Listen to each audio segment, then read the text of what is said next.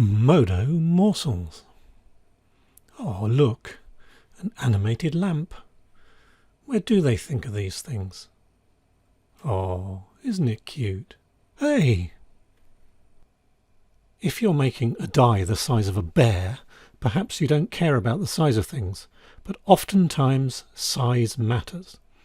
In this morsel, I will look at various ways that you can examine the size of your creations. MODO has some often overlooked tools for measuring things. You'll find them here in the Create tab. First, let's look at the ruler tool.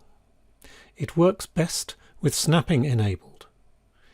Here I have vertex snapping turned on, so I can measure the distance between, well, vertices.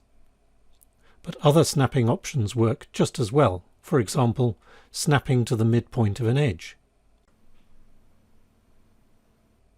The next tool is the Dimensions tool. This gives you the sizes of the bounding box of the selected object in the X, Y and Z directions. If you have a work plane active, then the tool uses that coordinate system rather than the global axes. Handy.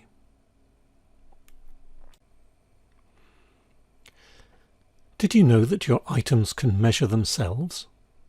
Just add the dimensions properties and bingo! Your item has dimensions displayed, showing the size of its bounding box in the X, Y and Z directions. The bounding box is oriented relative to the center of the item. You can also choose to hide or show each of the axes. Cool! The eagle-eyed in the audience may have spotted some other options in the dimension settings.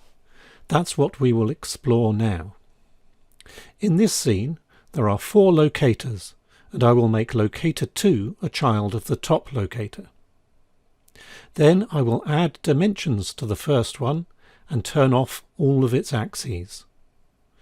Notice that Link Children is selected, and when I move locator 2, a dimension line appears from the parent locator to it. Changing the visibility option to on ensures that the dimension remains visible when the locator is not selected.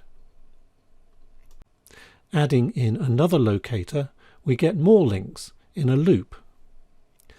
Unchecking closed chain removes the link back to the parent, and unchecking chain children just shows dimensions directly from the parent to each child locator. Note that this will work with any item, not just locators. We can use the child link feature to create our own dynamic ruler. I'll create 2 locators and call them probe start and probe end. These will act as the ends of our ruler. And then I'll set their shape to be a small screen-aligned circle of an appropriate size. Then add some draw options and set their colour to be something noticeable. We could move these about manually, but more interesting is to constrain their positions to the mesh. I'll add 2 vertex constraints to the locators to do this. By changing the index of the vertex constraint, we can constrain the locators to any of the vertices on the icosahedron. I'll add 2 more locators. You can quickly do this with the L key, by the way. These locators will be the ones that show the dimension, so I'll call them measure start and measure end. And I'll parent measure end to measure start. I don't want to see these locators, so I'll change their shape to a point. I will also make sure that they are not selectable. Add dimensions to measure start and turn off the axes just like we did in part 3. And now to the schematic. You knew that this had to appear at some point. Drag all the locators into the schematic view and rearrange.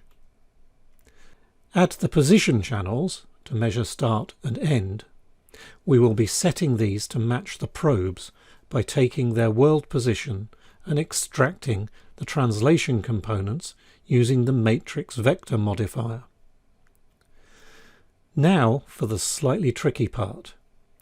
We can use the position of probe start directly to set the position of measure start, but for probe end and measure end we will need to subtract the position of probe start because measure end is parented to measure start. I tried some other ways to achieve this effect, but this is the simplest approach that worked for me. Select measure start, and wonder of wonders, we have a dimension between our constrained locators. I would like for it always to be visible, so let's override the visibility in the Dimensions tab to on. We can change the colour of the locator in its draw options to make the dimensions stand out better. Let's try it out. Resizing the object works. The dimension changes dynamically with the size of the edge. And we can change the vertices to which the probes are attached to measure different sizes. And we don't need to be restricted to vertex constraints. An edge constraint will work just as well. Remove the vertex constraint from probe end and add an edge constraint instead. And now we can slide the probe along the edge. And polygon works too. In fact, any way of constraining your locator will work just fine. Now all we need to do is get somebody to write a script to set this all up automatically. Hint, hint.